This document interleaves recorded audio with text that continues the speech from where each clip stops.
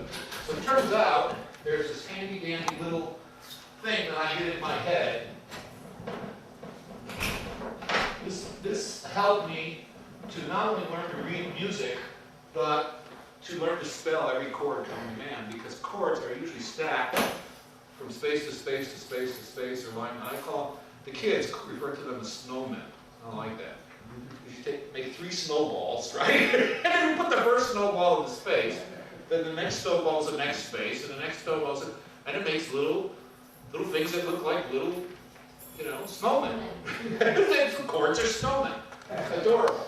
So if I do this, 1, oops, 1, 3, 5, 7, 2, 4, 6. If I see that and go around it clockwise, 1, 3, 5, 1, 3, 5, 7, 2, 4, 6, 1, 3, 5, 7, 2, 4, 6, 1.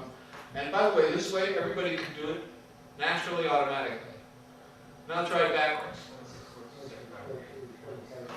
Yeah, see, and what you have to do to really master this is learn to say this backwards, starting from any number.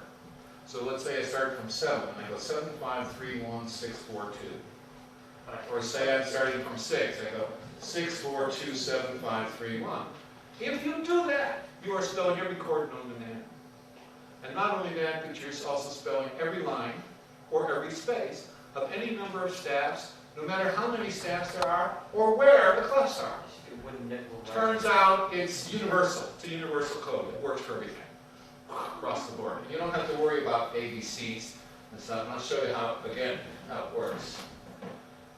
Let's just take 1, 2, 3. There's 5. 1, 2, 3, 1. There's another one.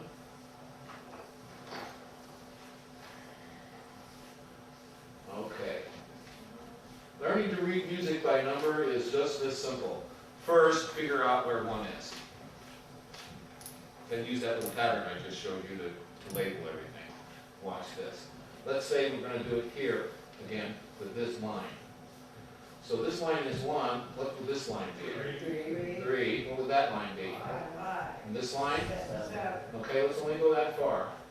Now going backwards. 1, 6. 6.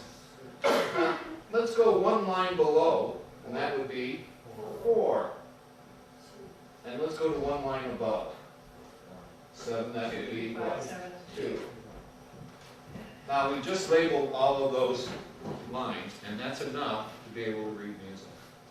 Because once I got all the lines labeled, I know that in between 1 and 3 is 2. I know in between 7 and 5 is 6. Pretty easy, right? But I want to show you something magical about this pattern.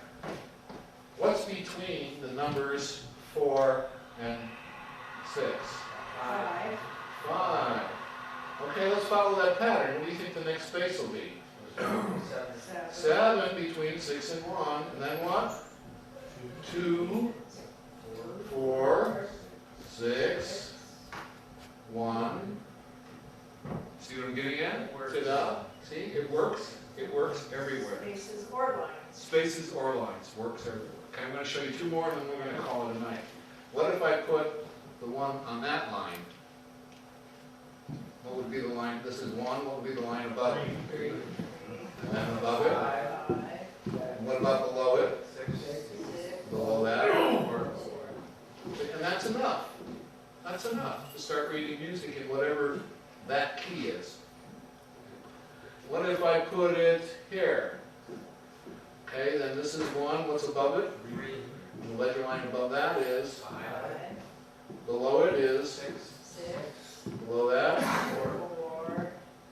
below that, ta-da. You see what I'm getting at? And now we're reading in whatever that key is. Doesn't matter. By the way, I only use lines because the lines are the easiest for your eye to see. I can do the same thing to any space.